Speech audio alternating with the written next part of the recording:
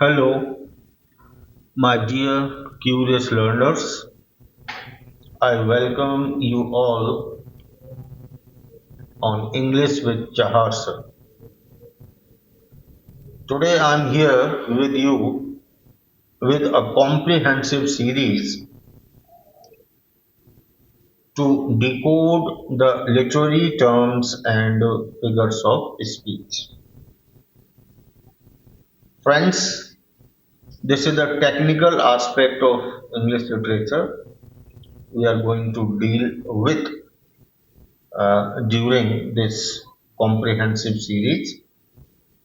I have tried my level best to cover up almost all the popular literary terms and figures of speech used by the poets and writers. So, once again, I request you all to subscribe, share, and like the video if you find it useful for you. And this series in particular is going to be beneficial for the aspirants who are preparing for competitive examinations as well as the students who are appearing in their academic examinations like graduation and post graduation. At the same time, this series is also going to be very beneficial for those aspirants who are preparing for NET or SET like examinations wholly based on English literature. So now, without wasting any time, we start today's lesson with a literary term, very popular one, and sonnet. Friends, I have already told you about sonnet several times in my previous videos when I dealt with the sonnets composed by William Shakespeare and John Milton. But here in particular, I'm going to throw a floodlight upon this literary term and I will try to make each and every nuance of this literary term so that it may be beneficial for you. Sonnet, as we all are familiar with this term, a 14-line poem with a variable rhyme scheme originating in Italy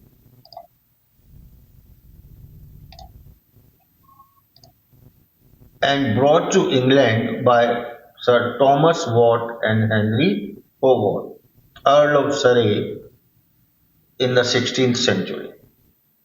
As I have already told you, the birthplace of sonnet is Italy. And Petrarch began to write this form of poetry for the first time in Italy, and since then it has been very, very popular in the world of English literature. So it was originated in Italy, and then later it came to England through the efforts of Sir Thomas Watt and Henry Howard, also known as Earl of Surrey. Etymologically speaking, sonnet comes from the word sonato and which means a little sound or a little song. Sonnet traditionally reflects upon a single sentiment with a clarification or a turn of thought in its concluding lines. So, as I have already told you, The sonnet deals with a single thought or single idea. Okay, but there is always a turn, and that turn comes in the last or concluding lines of the poem. So let's begin it with Petrarch. So first of all, it was known as Petrarchan sonnet after the Italian poet Petrarch. Okay, and he divides the 14 lines into two sections, as we are already familiar with this division. The first 8 line stanza is called octave, and the rhyme scheme of this octave is A B B A A B B A. This is the rhyme scheme of the octave part. And the last 6 lines, that is the 6 line stanza, that is called sestet, and it has a variable rhyme scheme. Sometimes some poets make it CD CD CD. Some poets make it CDE CDE. So friends, one thing is clear, as I also told you while I was teaching John Milton's poem, that the octave part has a fixed rhyme scheme, whereas the sestet part has a variable rhyme scheme. John Milton, no doubt, is popularly known for Petrarchan sonnet, and there are many popular sonnets composed by John Milton. Some of them, like When I Consider How My Life Is Spent. Okay, Elizabeth Barrett Browning, Victorian poet, she also wrote after the fashion of Petrarch. And so, How Do I Love Thee employ this form. So that is, these are the two sonnets, one, and this is Brownie's second, and they are written after Petrarchan style. The Italian sonnet is an English variation on the traditional Petrarchan version. The octave rhyme scheme is preserved, but the sestet rhyme scheme C D D C E E. So that is variable. One thing you should keep in mind, that this rhyme scheme is variable. Thomas Watts, whoso lists to hunt, I know where is a hind, and John Donne's, if poisonous minerals and if that tree. Okay, these all are written after Petrarchan style. Thomas Watt and Earl of Surrey developed the English sonnet. Okay, because they first of all brought sonnet to England. Okay, but it gained perfection in the hands of William Shakespeare, and so it was popularly known as Shakespearean sonnet or English sonnet. Condenses the 14 lines into one stanza of 3 quatrains. Now, this is the structure of English sonnet: 3 quatrains of 4 lines each and a concluding couplet, with a rhyme scheme of AB, CD, CD, EF, EF, GG. Though poets have frequently varied this scheme, just like modern poets Wilfred Owen's, okay, Anthem for Doomed Youth, George Herbert's Love Sacking, Claude Mackay's America, and Molly Peacock's Altruism. These are the English sonnets. That is, these sonnets were written after the English style. English style means 3 quatrains and a concluding couplets. Now, these three types have given rise to many variations. Okay, there are some variations, and you should keep them in your minds. They are very important for the examination point of view, like the coded sonnet, which adds codas or tails. Okay, codas or tails to the 14-line poem. If we want to find such kind of sonnet, then we should go to G.M. Hopkins. That nature is a Heraclitean fire. If you read this sonnet, you can find that the sonnet is correct sonnet. It is with a codage or a tail. Then comes another kind of sonnet, curtail sonnet. There is a spelling mistake, curtail sonnet. Curtail, curtail means reduce. Curtail means reduce. So it is clear that this is a shortened version devised or invented by G.M. Hopkins, maintains the proportions of the Italian form, substituting two six-stressed tercets for two quatrains and in octave rhyming ABC, ABC. 4.5 lines for the sestet. So that is, it is after Petrarchan style, okay. But instead of octave, okay, and sestet, the number of lines have been reduced. In place of 8 lines, we find 6 lines in octave, and in place of 6 lines, we find 4.5 lines for the sestet.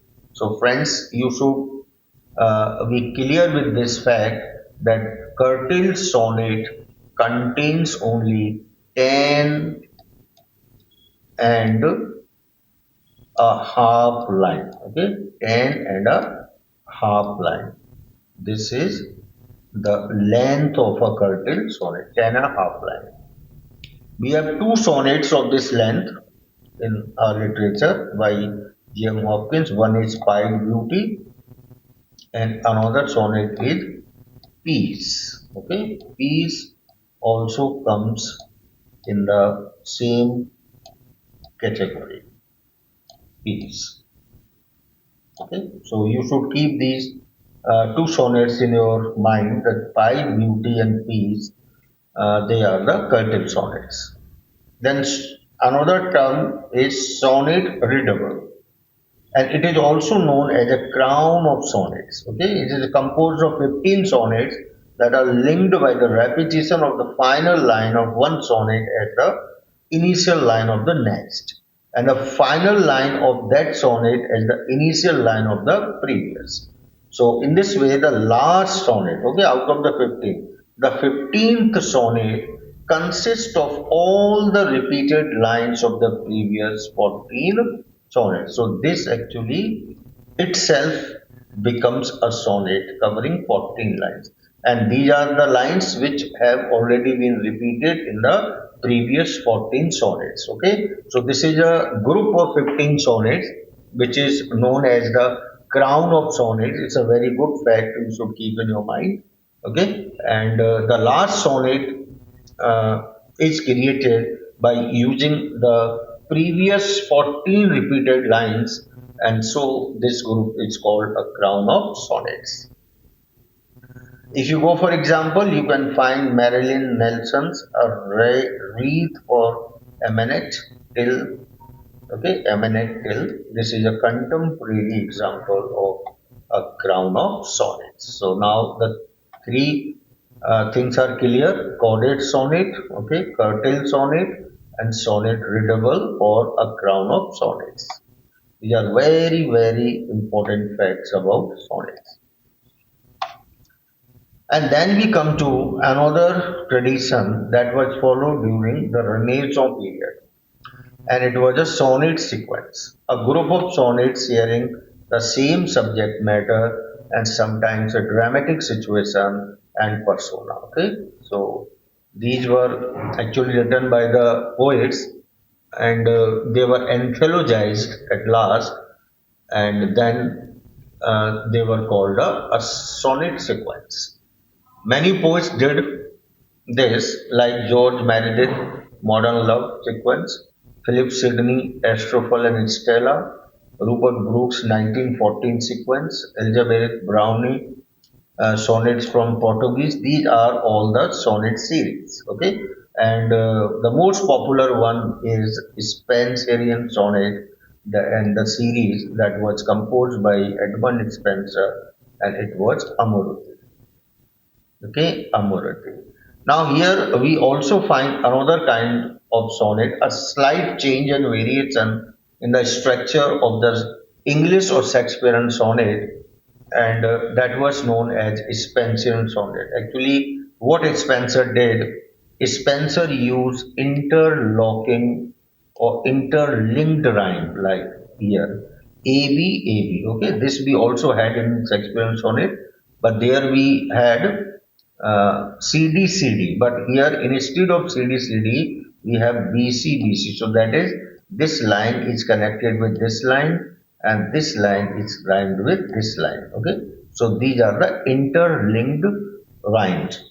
So only this is the difference. Otherwise, three quatrains and one couplet. This structure is same as we had in Shakespearean sonnet. The stretched sonnet is extended to 16 or more lines, such as George Meredith. Okay, so this can also be a question, that who composed sonnets exceeding 14 lines. So here we comes George Meredith sequence Modern Love. Here we find the sonnets which are exceeding the traditional number of lines, that is 14 lines. So now the here we have the three things. Okay, G.M. Hopkins for reducing the number of lines in the sonnet, and George Meredith for exceeding the number of lines in a sonnet. A submerged sonnet, this is another title, another term, a submerged sonnet. It tucked into a longer poetic work, and one example is here, T.S. Eliot's The Wasteland. If you go through The Wasteland, look from line number 235 to 48, and this is in a sonnet form, and this has been the part of a longer poetic work, and so this is called a submerged sonnet. You can also read the educational essays Learning the Sonnet and the Sonnet as a Silver Marrow Spoon, in order to enhance your knowledge about this literary term called sonnet. You know, sonnet has been very, very popular, and I will also tell you about the historical journey of sonnet. So, this is the major facts about sonnet. Those rare facts which you can use and get benefit in your competitive examinations. Now, let me uh, tell you about the journey of sonnet writing. And if you look at the beginning, it began in Italy by Petrarch. Okay, then it moved to England through uh, the ambassadors Thomas Watt and Earl of Surrey. So it was very popular during Renaissance, particularly in Elizabethan period, Jacobean period. So many sonnets were composed and written. And even the last stage of Renaissance, that is the Commonwealth period, John Milton also excelled in this particular genre, that is sonnet writing. But after Renaissance, when we step into the neoclassical period, we rarely find any remarkable sonnet. Why? Because you know, neoclassical period is the period of intellectual literature. Okay, and there is no room for emotions and sensibilities. And sonnet is a personal poetry, it is a subjective poetry, while the neoclassical period prefers objective writings rather than subjective one. And that's why, in terms of sonnet writing, the neoclassical period is completely barren and unproductive. After neoclassical, then the shift to the romantic period or romantic age, and once again we find the flourishing of sonnet writing.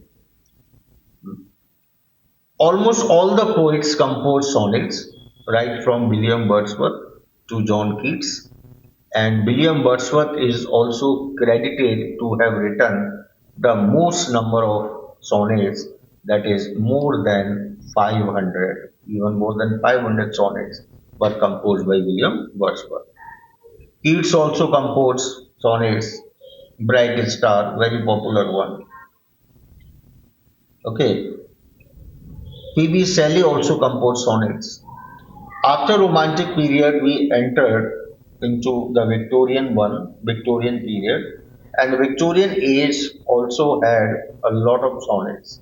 One example we have just seen Elizabeth Barrett Browning.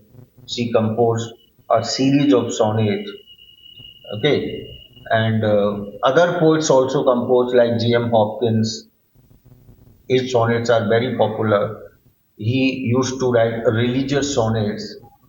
And when we come to the modern age, Rupert Brooke and all these people, all these poets also tried their hands in writing this sonnets. And no doubt, their sonnets also became very popular. Sorry. So overall, I can say that sonnet has been a very popular genre, and almost all the ages have preferred this genre, and this has always attracted the readers with its simplicity and its emotions and sensibility. So it's all about sonnet, and thank you very much for your patient listening, patient hearing, and I hope you must find something valuable in this lesson. And once again, the same request, please subscribe and share it more among your friends and those who are interested in literature, in English literature, and also like it. And I will come again with another literary terms. And till then, take care. Thank you.